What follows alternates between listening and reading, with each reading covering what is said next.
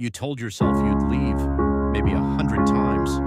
You packed your bags in your head, rehearsed the conversation, convinced yourself this time was different. And then you stayed, again.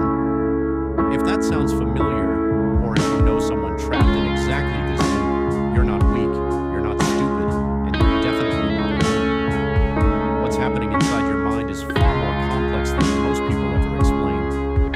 Today on the Inner Files, we're going deep into the psychology of why people stay in toxic relationships, and the answer will change how you see yourself and everyone around you. Let's start with someone we'll call Priya. Intelligent, successful, loved by everyone around her. From the outside, her life looked perfect, but behind closed doors, her relationship was slowly draining her. The constant criticism, the mood swings, the moments of cruelty followed by bursts of love and apology.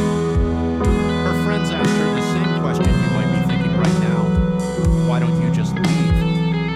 Priya herself didn't have an answer, and that confusion, that frustration of not understanding your own choices is where the psychology becomes fascinating. Because the truth is, leaving a toxic relationship isn't a decision, it's a battle fought entirely inside the human brain. And the brain, as we're about to discover, was never designed to make that battle easy. The first reason is something called trauma bonding. When someone hurts you and then shows you love, your brain releases dopamine, the same chemical released by gambling, sugar, and addictive substances. The cycle of pain and reward creates a chemical attachment that feels exactly like love. In fact, to your brain, it is love. This is why the relationship feels impossible to walk away from. You're not attached to the person, you're attached to the hope of the good version of that person.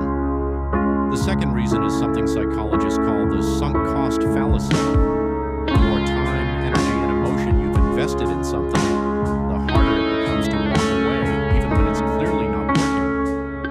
Your brain whispers, "But I've given so much. If I leave now, it was all for nothing." So you stay, not because the future looks good, but because the past feels too heavy to abandon. The third reason runs even deeper: your sense of identity. Many people in toxic relationships slowly begin to define themselves through the relationship. Who am I without this person? That question becomes terrifying. The relationship, however painful, feels like an anchor, and losing an anchor, even a painful one, feels like drowning. And finally, fear.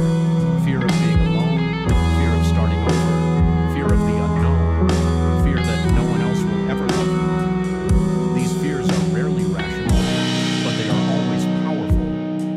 So the next time someone asks, why don't they just leave? Remember this: there is no just about it.